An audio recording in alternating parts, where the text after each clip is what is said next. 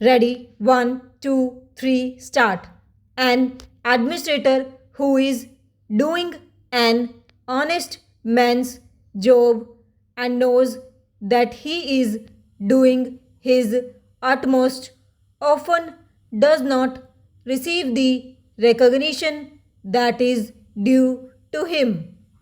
In fact, he meets with criticism and curses and feels irritated and hurt.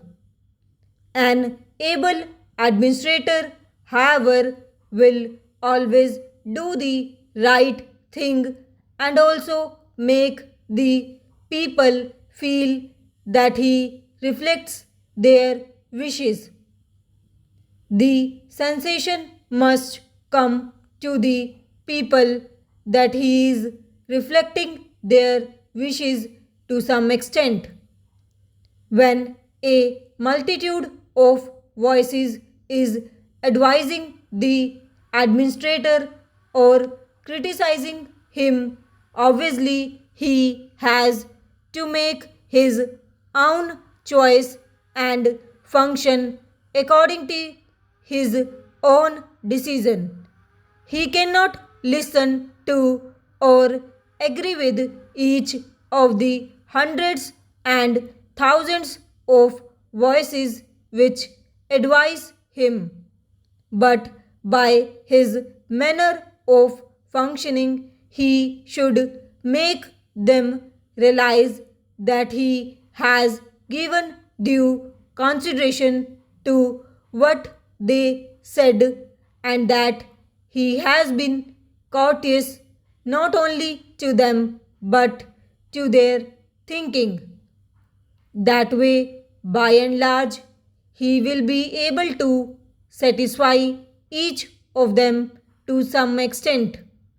Para in administration, as in most things in life, it is not only what one does but the manner of doing it that counts. It is exceedingly important in dealings with large masses of human beings as in a democracy. I should like to stress this especially because it is of the highest importance as much for the administrator as for the politician.